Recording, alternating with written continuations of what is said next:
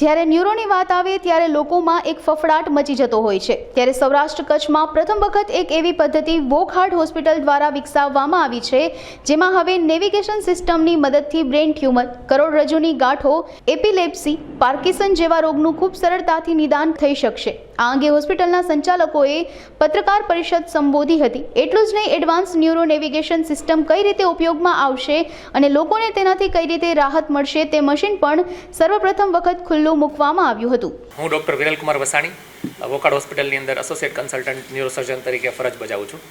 મારી સાથે સિનિયર સર્જન ડૉક્ટર કાન જોગાણી છે, જેઓ આખા રાજકોટમાં વેલ નોન ન્યુરોસર્જન છેલ્લા 22-25 વર્ષથી આપણી સાથે ન્યુરોસર્જન તરીકે ફરજ બજાવી રહ્યા છે।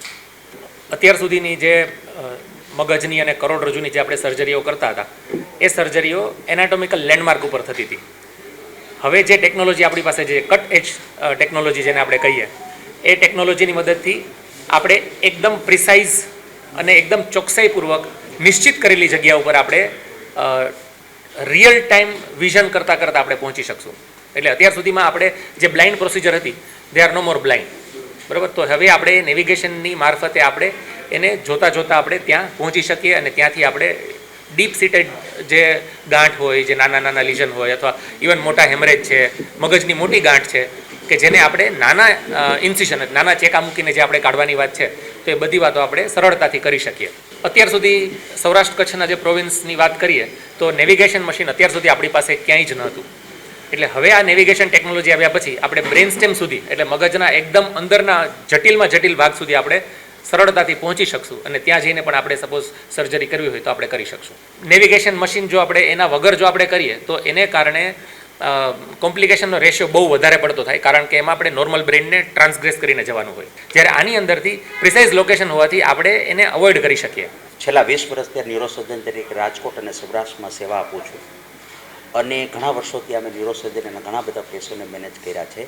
પણ જે નેવિગેશન સિસ્ટમની વાત આવે, જે ન્યુરોસર્જરી અને સ્પાઇન સર્જરીમાં જે આધુનિકમાં આધુનિક ટેકનોલોજી હોય, એનું આ ઇક્વિપમેન્ટ છે। આ ઇક્વિપમેન્ટથી એટલા બધા ફાયદા થતા હોય છે કે જે મગજની જટિલમાં જટિલ સર્જરી હોય એને રિયલ મિનિમલ એક્સેસ સર્જરીમાં તમે સપોઝ કરાવી શકો। સપોઝ કે હેમરેજની વાત કરું તો હેમરેજ બહુ જ કોમન છે, કે બ્રેઇન સ્ટ્રોક બહુ જ કોમન છે આપણે સૌરાષ્ટ્ર અને રાજકોટ ખાતે અથવા ઓલ ઓવર ઇન્ડિયા ખાતે। એ બ્રેઇનના જે હેમરેજ હોય તો અત્યાર સુધી અમે મોટી સર્જરી કરી, હાડકું કાઢી, હેમરેજ કાઢી અને પછી બંધ કરતા, અને પછી પાછું પેશન્ટ 3 મહિના પછી હરતું પડતું થાય તો એને પાછી સર્જરી કરી અને પાછું હાડકું ફિટ કરતા હતા। ત્યારે આ નેવિગેશન સિસ્ટમથી હવે મિનિમલ એક્સેસમાં કરશું, જે એન્ડોસ્કોપી કરું છું, કે નાના હોલથી અમે એ હેમરેજ કાઢશું, જેથી કરીને પેશન્ટનો 2 વાર સર્જરી ના કરવી પડે અને મોટી જે સર્જરી કરવી એ નાની સર્જરીમાં એનું કામ લગભગ થઈ જતું હોય છે અને પેશન્ટનું આઉટકમ ઘણું સારું થતું હોય। ટાઈમ ડ્યુરેશન, જે પેશન્ટની જલ્દી ડિસ્ચાર્જ થઈ જતા હોય, જે મિનિમલ હોય, જે મોટા કાપાથી સર્જરી થતી હોય, એકદમ નાના કાપાથી સર્જરી થતી હોય, જે ડાયાબિટીક પેશન્ટો, જે હાઈ રિસ્ક પેશન્ટો હોય, એને ઇવન તમે લોકલ એનેસ્થેસિયામાં પણ આ સર્જરી કરી શકશો, કે જે કમ્પેરિઝન ખર્ચા 15 થી 20 હજાર રૂપિયા આપણો એક્સ્ટ્રા ખર્ચો લાગે, જેમાં કન્ઝ્યુમેબલ ને એવું વપરાતું હોય છે, એનો જ ખર્ચો હોય છે, બીજો બહુ વધારેનો ખર્ચો નથી હોતો। 1 મહિનાથી યુઝ કરીએ છીએ, હવે બધું અમારા ઇક્વિપમેન્ટ બધા આવી ગયા છે અને હવે બધા સ્ટાફ પણ ટ્રેન થઈ ગયા છે, એટલે હવે આ ઇક્વિપમેન્ટો અમે આજથી શરૂઆત કરીએ છીએ। આજે જ અમારે મિનિમલ એક્સેસ સ્પાઇન સર્જરી છે, આ પૂરું કરીને હમણાં સ્પાઇન સર્જરી જ કરવા દઈએ છીએ અને રિયલ સ્પાઇનની જે રિયલ મિનિમલ એક્સેસ સર્જરી હોય એ આ મશીનથી તમે સારી રીતે કરી શકો અને ચોકસાઈથી કરી શકો,